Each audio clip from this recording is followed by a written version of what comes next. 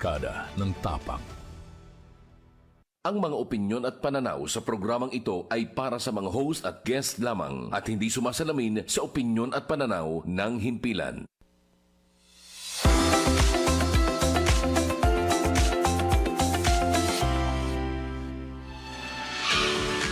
Magandang araw mga kaabante mula Luzon, Visayas at Mindanao. Sa ngalan ni Francis Palve, FYI, ako si Jigo Postolero. FYI, ako naman ang inyong lingkod, Raya Kapulong. Hatid namin ang mga impormasyong may dating na worth sharing. Mga kwentong kwela pero may kwenta, dito lang yan sa For Your Information, ito ang FYI!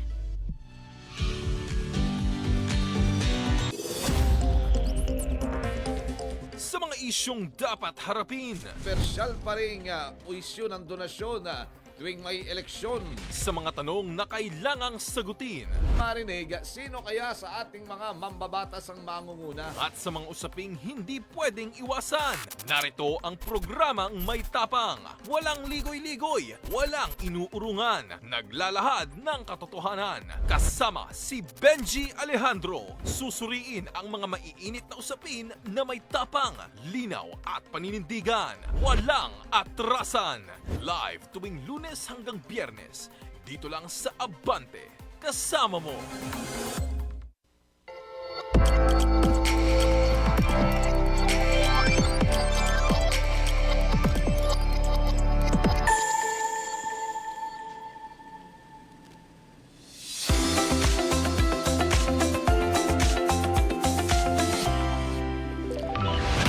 Nagbabalik ang programang FYI, sunod-sunod na malalakas na lindol mula sa magnitude 7.8 na tumama sa Mindanao hanggang sa mapaminsalang pagyanig sa Venezuela ang muling nagpaalala na walang ligtas sa banta ng kalamidad.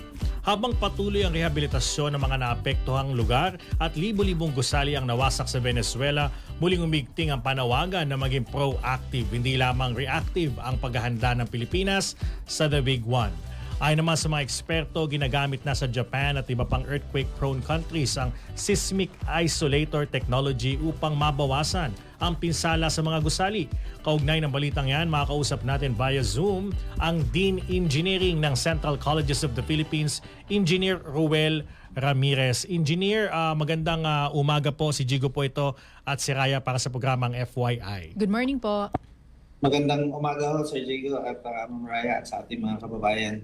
Yes po. Engineer, ito nga po, no, kasunod po kasi ng malalakas na lindol sa Mindanao at Venezuela. Gaano po kahanda ang Metro Manila sa posibleng The Big One?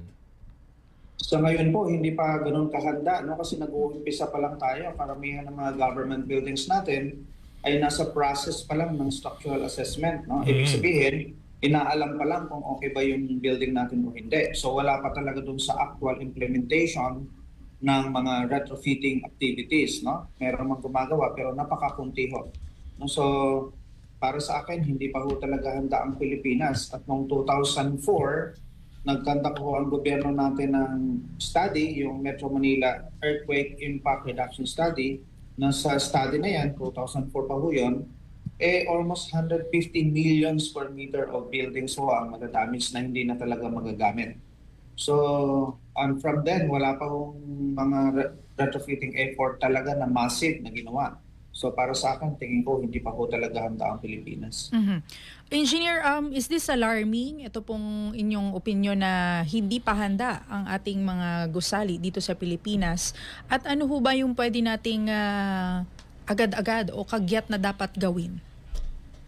Dapat to i-consulta na kaagad, lalo na yung mga lumang building, i-consulta na kaagad sa mga sa DPWH, sa LGU, humingi ng saklolo yung ating mga kababayan para mapadalhan mo ng mga technical expert para ma-assess yung kanilang mga struktura. Yes So, yun po. ho ang kailangan gawin natin. So sa ngayon ho, merong retrofitting effort yung gobyerno natin pero around 436 school buildings pala ho yung ginagawa. Pero yung mga buildings mismo ng gobyerno natin, kukunti pa lang ho. Yes po. Ginagawang retrofitting. Engineer, tanong ko lang po, no, gaano po ba katagal o ilang taon po para masabi natin o ma-distinguish natin na yung isang gusali po kailangan na pong maipa-check for para sa ganitong klase ng sitwasyon? Normally, 50 years. No? Kasi pag after construction and after building occupancy. Kasi sa civil code natin, 15 years ho kasi ang liability ng isang engineer at ng isang contractor. So after ng 15 years, ang magiging liable naman yung owner. At most of the time, yung owner naman hindi yan technical expert. So kailangan kumuha na ng isang eksperto para within that 15 years, baka merong degradation doon sa building natin, merong alteration na nangyari, so hindi ko natin alam. So pwede na mag-conduct ng assessment kaagad para malaman kung tatayo ba yung building pagka O merong kakayanin. o hindi na tatayo. I mean, Oo. katulad sa Venezuela, halos madami ho yung bumagsak. No? So ini-expect din ho natin the same magnitude of damage ini-expect natin sa Metro Manila. Engineer Roel, maaari niyo ho bang ipaliwanag sa amin kung ano ho itong seismic isolator technology at paano nito mapoprotektahan ang mga gusali ho laban sa mga malalakas na lindol? Ang seismic isolator ho ay pinakauna niya na first patent sa US is noong 1800 pa. At sa ngayon, sa Japan, kahit mga bahay naka-isolator na ho. In layman's term, parang gulong lang yan ay nilalagay sa ilalim ng building natin sa poste. Para pag lumindol, yung lupa na lang gagalaw, yung building natin, hindi na siya halos gagalaw. No? So meaning, in technical terms, the seismic isolator is the component of the building that will absorb the seismic energy.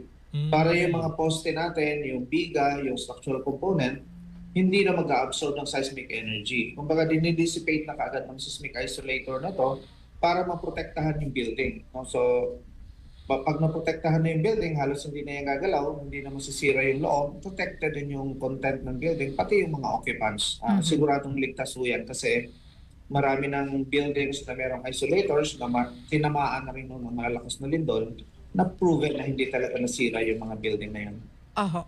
Ginagamit ho ito sa Japan, China, Indonesia at maging ho sa California. Tama ho ba? Yes, marami na ho. Sa California, halos lahat ng bagong construction doon ay nilalagyan na ng isolator. At pati nga ho yung, Golden Gate Bridge, naka-ready na yon para sa malakas na lindol. Na-retrofit na rin nila ito at nilagyan ng seismic isolator. Sa Japan, pati bahay ho, meron na rin. Sa Indonesia, malalaking hospital, meron na. Pati yung mga high-rise nila doon, meron na rin. So dumadami din mo yung gumagamit ng to all over the country, all over the world. No?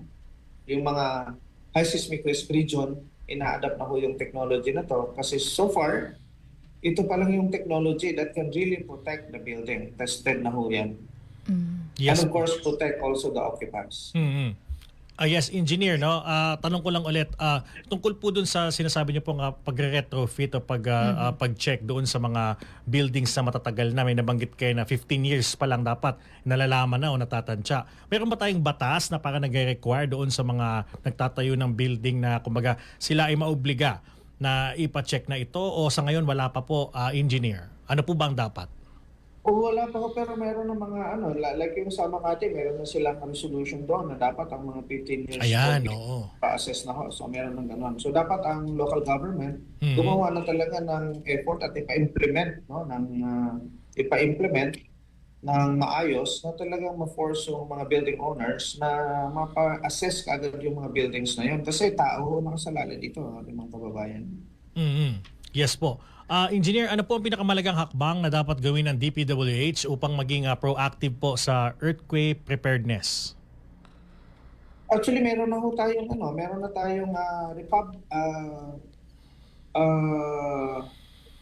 Republic Act, Department Order, Department Order 52, no? Mandating all the government buildings in Metro Manila and the neighboring provinces within NCR. Ito yung tinatawag natin na Greater Metro Manila Area. Kasama ho dito yung 11 provinces like Batangas, Laguna, Bulacan, Nueva Ecija, Zambales. So 11 provinces ho yan. Meron na tayong Executive Order 52 pala. Executive Order 52 mandating all the government to use proactive approaches in the design and retrofitting of buildings para hindi na ho mangyari yung nangyari sa Jensen, hindi na ho mangyari ulit yung nangyari sa Venezuela just recently. Balikan ko lang ho, engineer, yung paggamit ho ng seismic isolators. Mas magastos ho ba yung paggamit nito o mas makakatipid yung pamahalaan kumpara sa gastos ng rehabilitasyon matapos po ang lindol? Mas makakatipid ho sila at mas mapapabilis at hindi lang ho yun. Mapapabilis na, hindi pa ho disruptive ang magiging retrofitting approach. Unlike conventional retrofitting, normally, binabakit ho muna yung building bago ma-retrofit, hindi ho ba? So pag gumamit ho ng ganitong technology, hindi na kailangan i-vacate yung building, isang floor lang ang kailangan i-open. At least normally, ground floor lang ho yan. So pwede pa rin gamitin yung building habang nire-retrofit. Yes po. Engineer, tanong ko lang po kasi for in layman's term po, itong seismic technology po na ito po ba yung, for example, yung building nagkaroon ng lindol, hindi siya gagalaw, may mag-a-absorb talaga na kung ano man para mangyari maging steady siya. Tama po ba? Yun po ba yun? Or ito po Yes, ba yung tama ho kayo dyan. Kumbaga sa electrical, ito ho yung fuse. Okay. In case pag-overload naman yung kuryente natin, yung fuse muna yung bibigay, hindi yung appliances. Yes So po. in the same way, hindi ho masisira yung building natin mismo kasi nagdi-deform lang ho yung seismic isolator. Nag-i-slide lang. Parang Ayun. roller talaga siya. nag-i-slide. Correct. Ito yung nakikita natin yata, partner, sa mga video sa Japan. If correct me if I'm wrong, Engineer Ruel. Yung parang may gulong, tapos pag may magsisway Gumagalaw? lang siya. Or iba po Yes, yun? oho. Tama ho yan. Tama ho yan. Ayun nga. Magsisway Oo, lang correct, siya. correct. Hindi At masisira. ang nakakatuwang balita ho, no? Kasi kahit like sa Thailand, sa Malaysia, sa Indonesia, no? Yung ibang other countries na hindi naman sensitive sa earthquake like Thailand and Malaysia, pati mga tulay ho nila doon, nilalagyan na ng mga ganitong technology para siguradong operational ang tulay nila during an earthquake. Dito po sa atin, wala pa ho, Mm. Tama ho ba? Sa ngayon ho, mga conventional pa rin po yung ibang tulay natin. Yung mga buildings po, Yung mga building, engineer. oh. May alam Sa po. mga buildings po, madami na rin po. Marami na ho tayong mga ginagawang buildings na meron ganyan. Yun. Oo, para At isa, nasa ko nga yun. at isa din ho doon yung Pasig City Hall. Meron pong ganitong technology. Yung bagong Pasig City Hall. Ayan, oo, di ba? So ibig sabihin may sapat hong kakayahan at teknolohiya yung mga Filipino engineers para maisakatuparan po yung ganitong klaseng proyekto. Meron naman po. Meron naman po. Sa ngayon, nag-uumpisa na natututo yung mga kapwa natin na structural engineers na gumamit ng ganitong technology. Yes po. Engineer, ano po ba ang iba pang mga makabagong engineering solutions na maaaring gamitin upang mabawasan po ang pinsala ng malalakas na lindol? Lalo na po itong, kumbaga, inaabangan na the big one o na pag-uusapan po. Para maiwasan natin yung pag-collapse ng building, no? Hindi kasi natin maiwasan yung pagka-damage ng building natin. Conventional yung design approach natin, no? Hindi natin maiwasan yan. Siguradong masisira ho yan. Katulad ng mall na nangyari sa Jensan.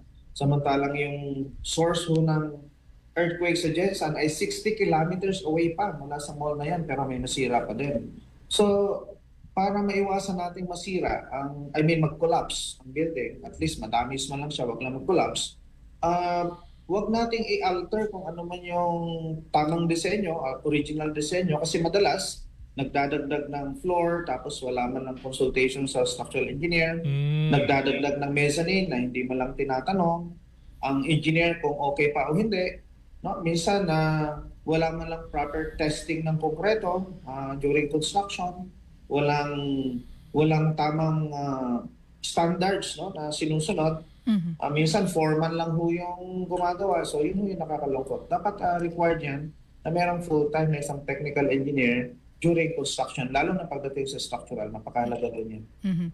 Engineer Ruel, having said that, ano ho ang panawagan nyo sa pamahalaan, maging sa publiko, tungkol sa kahalagahan ng paghahanda bago ho tumama itong tinatawag na the big one? Siguro magkaroon ngayon ng massive structural assessment talaga, lalo na yung mga lumang building, at magkaroon din ng massive na retrofitting ng mga government buildings natin. Kasi pag hindi ho na retrofit yan, same ho ang ine-expect natin na mangyayari doon sa nangyayari sa Venezuela. Same din ho ang mangyayari doon sa nangyayari sa Jensan. Same din ho ang mangyayari doon sa Cebu, doon sa Bohol. So experience na ho yan. So ito na ho siguro yung maging eye-opener sa atin na dapat maging maging proactive na yung approach natin at massive na yung retrofitting. Kasi matagal na ho yung announcement ng PBOK sa atin na yung the big one, mangyayari at mangyayari yun. Tanong na lang kung kailan. Pero ang sabi ng PBOX, malapit na malapit na. And it will happen in our lifetime, yung the big one na yan. Kasi 400 years to 500 years ang recurrence interval ng magnitude 7.2, no? So gumalaw yan, no? I think 600 in the 1638 or something like that. Basta binilang ko yan, 38 years na lang, magiging 400 years na yung Valley Fault system na hindi gumagalaw. So due time na ho talaga yan. So nag-aantay na lang tayo kung kailan bumigay yan. At yung time bomb natin is yung building itself. So dapat ayusin na natin yung mga building natin, lalo na yung mga lumang-luma na. Okay. Ayan, maraming salamat po, Engineer Ruel Ramirez, Dean of Engineering of Central Colleges of the Philippines. Mabuhay po kayo, Engineer. Maraming salamat po sa inyo, Sir Jago at Ma'am Raya, sa ating mga kababayan. Maraming salamat po. Thank you po. Oo, Tama siya. correct. Para siyang, dapat matuto na tayo Oo. dun sa mga nangyaring mga Tama. unang mga malalakas na Correct. lindol at Oo. at magdasal. Ayun, importante Yun, yan. importante. Tsaka maganda rin yung diniscuss natin yung sa seismic technology na to kasi nga nakikita ko na nga to sa mga video, hindi ko lang talaga madistinguish yung ano yun kasi may nag-shake na build na parang umuugang building, kinakabahan yung iba na baka daw may mangyaring masama sa Diba? building o naman. Pero sa comment section may nababasa ako na hindi, ang totoo niyan, matalino ang engineer kasi naisip niya lagyan ng ganyan man. Medyo technical kasi yun, pero yun pala. May at least gulong nga, oo. na-explain kanina, yun pala talaga ang purpose no. Na the more na gumagalaw sa or something like that, meron siyang technology para sabayan lang yung lindol. Ayun. Kumbaga sabi nga ng PBOX mangyayari talaga tong the big one na ito. Pero dapat nga everyday Correct. maghanda tayo. Everyday ay ano ba? Or- Kailangan paspasan na ng Correct. gobyerno. Paspasan ng Yung gobyerno. ano, Kumbaga mag-invest sila dun sa tamang kumbaga sa pinakakailangan talaga natin, 'di ba? Like for example, ako may-ari ako ng building. Ano ko sabi sa gobyerno, for example, private person na may building Kunwari ako. lang. Kunwari Totoo. lang, no? Kasi Totoo bumili yan. ako ng mamahaling sasakyan, Oo. di gagawin ko na lang doon sa technology, doon sa building ko para ano man ang mangyari, tama nga na magagastos ang beses, pero hindi ka na magpapagawa kung sakaling dumating man yung sakuna kasi nga handa ka na. Oo. Maganda nga yung sinabi niya, hindi lang mga building partner yung tutukan, maging yung mga tulay. Yan, Mga naman. delikado yan. Baka mamaya pag knock on wood, wag naman, walang wood Oh. Knock on the Oo fiber. na, wag Oo. naman sana mangyari. Paano kung tawag dito, nagda-drive ka sa may tulay Yan, oo. habang nangyari ang the big one. So, delikado talaga. Oo. Para sa mga movies, di ba? Oo, delikado yun. Oo. So, Iba pala yun. abutan. At isa pang paalala partner pala ng PBOX, diba natin paulit-ulit na kapag nangyari to, kailangan nakapag-meeting kayo as family, saan kayo tatakbo, Saan magkikita. saan magkikita-kita, saan yung ligtas na lugar. Diba pag nagkakaroon ng tawag dito ng earthquake drill, merong mga quadrant per Ayun. mga city, Correct. per lugar, per district, kung ano yung sakop. So, mahalagang alamin nyo ho yun. Ayun, tama. Huwag lang siya gawing drill, isabuhay talaga natin. Kasi hindi natin makakontrol dyan yung signal, kung ano man, di ba? Hindi natin pwedeng asahan yung mga technology natin na pagka sa ganyang pagkakataon. No? At sinabi din yung mga nag-guest natin, yung mga nakaraang linggo na, yun nga, case to case. Although, kailangan talaga yung duck cover and hold. Yeah. Pero, syempre, i-assess mo muna. Tama. At, wag magpanik. Correct. Kung paano man yon ay, paano ba yung hindi magpanik? Presence tignan of mabuti. mind, Ayan, siguro. oo, correct. Oo, Oo, na tignan parang, mabuti. Ano kaya dapat huminga gawin? daw huminga ng malalim. Ayan. Paano kaya yun? Oo. Pero yun nga, wag daw magpanik para maalala mo nga naman yung muscle memory mo, Ayun. yung reflex ay, Correct. ito pala yung dapat gawin. Tsaka yung duck cover and hold, applicable sa mga Case to case, yeah. school, Kung may cover kang sa malaki, office, yan. oo. kung may lamesa, Mm-hmm. kung may ano ka, Na matibay-tibay. na oo. matibay. Pero kung nasa Grocery, mall ka, may hirap paano yan. yun? Saan ka, 'di ba? So dapat Mahirap. i-assess. Yeah. 'Di ba? Samantala, ang oras natin 11:46. Ang oras na ito ay hatid sa inyo ng Land Bank. Samantala, sa aming pagbabalik, simpleng yakap, malaking benepisyo sa katawan at isipan. Abangan yan mamaya dito lang sa FYI sa Abante.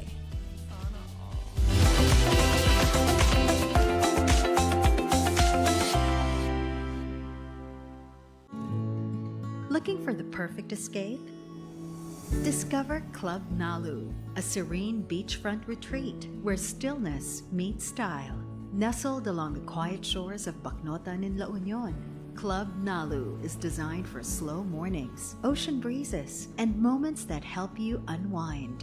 From cozy rooms and sun-drenched villas to relaxing spaces inspired by nature, every corner invites you to pause, breathe, and recharge. Club Nalu. Come as you are and leave feeling a little lighter. Book now at clubnalu.ph.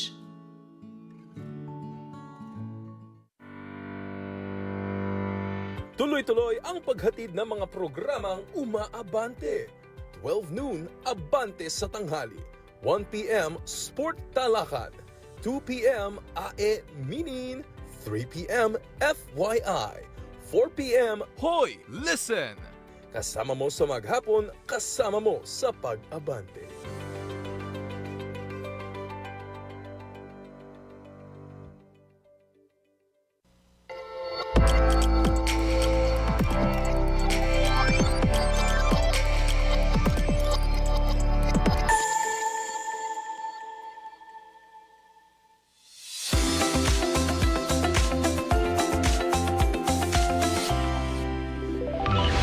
Nagbabalik ang programang FYI, mga kaabante, para sa ating kaalaman to the max.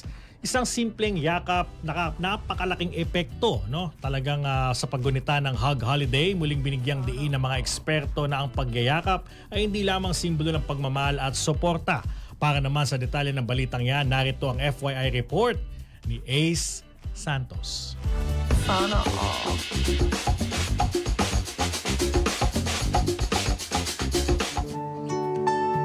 May espesyal na dahilan para magbigay ng yakap ngayong araw dahil ginugunita ngayon ang Hug Holiday.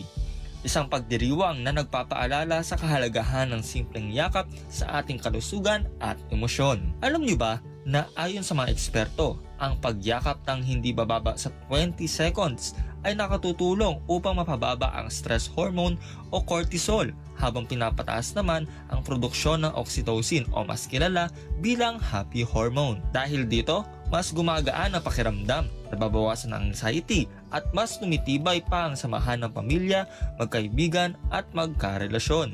Hindi lamang emosyon ang naikinabang dito.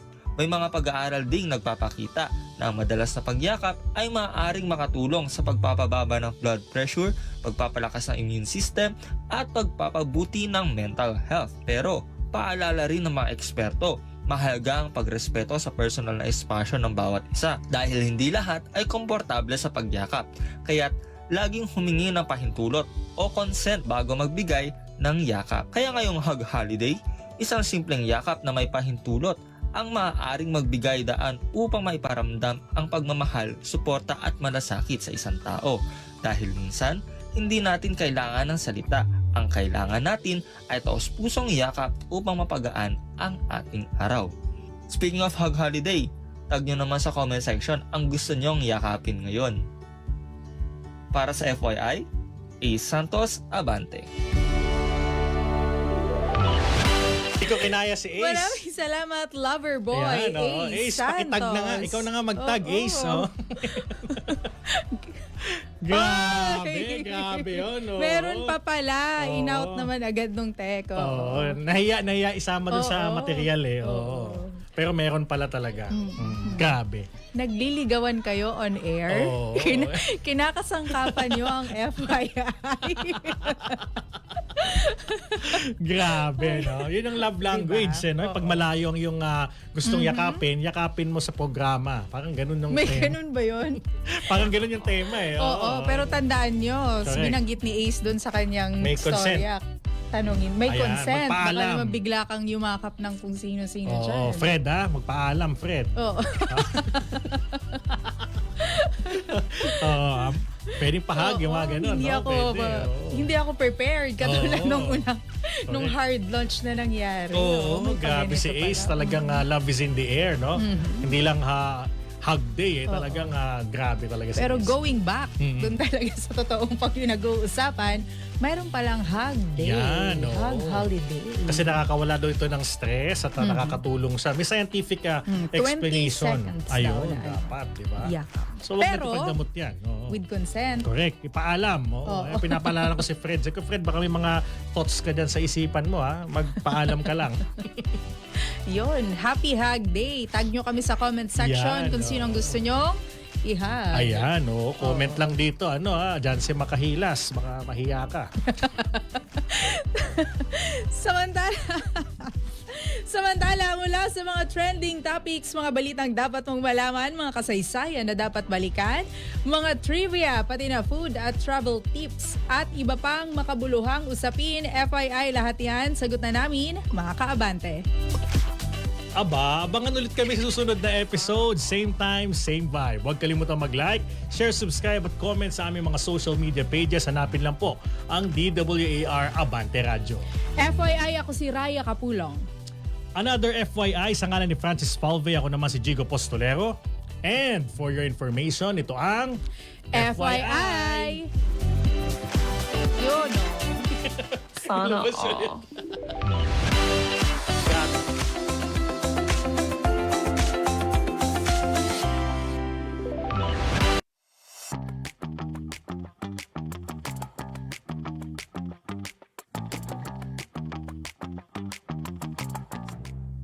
Simulan na natin